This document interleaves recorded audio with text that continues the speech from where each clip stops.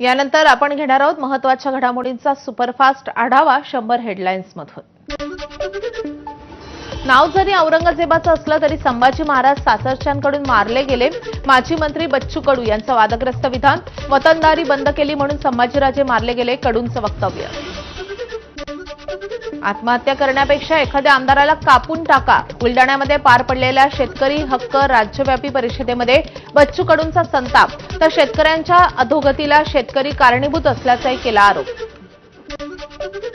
बच्चू कडू सरकारच्या विरोधात उगाच काहीतरी स्टेटमेंट करतात। मंत्री संजय शिरसाटांची प्रतिक्रिया। महाराष्ट्रात नेपाळ वगैरे काही होणार नाही, मोठं स्टेटमेंट केल्यानं कुणी मोठा होत नसतो, शिरसाटांचा कडूंना सल्ला। संभाजीनगरमध्ये मंत्री संजय शिरसाट यांची प्रचंड असंवेदनशीलता। कन्नडच्या उपोषणकर्त्याला घरी बोलावून पाजला फळांचा रस। अतिवृष्टीग्रस्तांच्या मदतीसाठी संदीप सेठींचा 9 दिवसांपासून उपोषण। शिरसाटांना कन्नडला जायला वेळ नसल्यामुळे उपोषणकर्त्यालाच घरी बोलावलं। उपोषणकर्त्याला पालकमंत्र्यांच्या हस्ते उपोषण सोडायचं होतं म्हणून घरी बोलावलं। संजय शिरसाटांचं स्पष्टीकरण, तर उपोषणकर्त्याचे वडील पूर्वाश्रमीचे कार्यकर्ते असल्यानं आमची ओळख आहे, शिरसाटांचं वक्तव्य।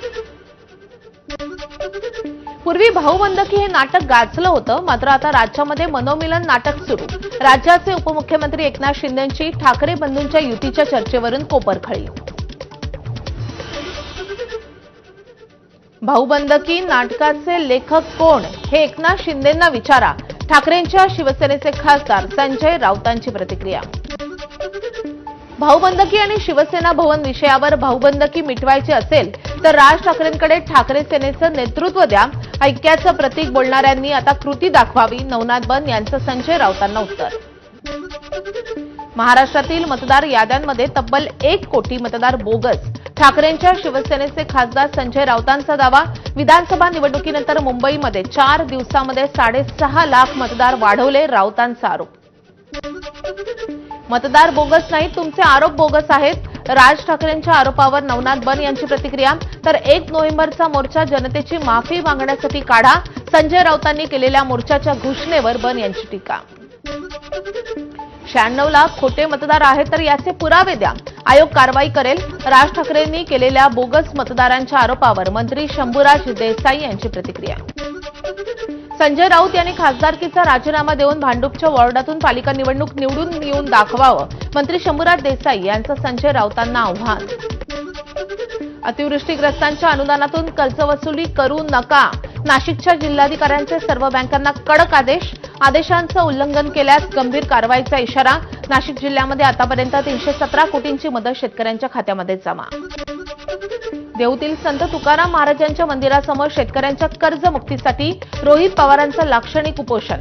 तुकोबांनी कर्जमाफी केली, सरकारला समृद्धी देण्याचं रोहित पवारांचं साकडं, सद्बुद्धी देण्याचं। गोपीचंद पडळकरांचं जयंत पाटलांना पुन्हा आव्हान। राजाराम बापू पाटील साखर कारखान्याचा धुराडा पेटू देणार नाही असा इशारा। सभासदांना कारखाना ढापला तो त्यांना परत मिळाला पाहिजे, कारखान्यासाठी कायदेशीर आणि रस्त्यावरची लढाई लढू, पडळकरांचं वक्तव्य। रवींद्र धंगेकरांकडून मंत्री मुरलीधर मोहोळ यांचं व्यंगचित्र सोशल मीडियावर शेअर। पुण्यामधल्या जागा घेणारे जाग्या मोहोळ म्हणत टीका। बीडच्या वडवणीमध्ये काही जणांच्या धर्मांतराचा प्रकार, या प्रकरणाची पोलिसांकडून चौघांची चौकशी। 100 जणांचं धर्मांतर करण्याचा प्रयत्न केला जात होता। धर्मातील महिला पुरुषांना ख्रिश्चन धर्मामध्ये येण्यासाठी पैशाचं आमिष दाखवलं जात होतं अशी तक्रार। भाजप खासदार मेधा कुलकर्णींवर धार्मिक तेढ निर्माण केल्याप्रकरणी तातडीनं गुन्हा दाखल करा, रुपाली ठोंबरेंची मागणी। मेधा कुलकर्णी पुण्यामधल्या हिंदू मुस्लिम बांधवांचं वातावरण खराब करतायत, रुपाली पाटलांची टीका।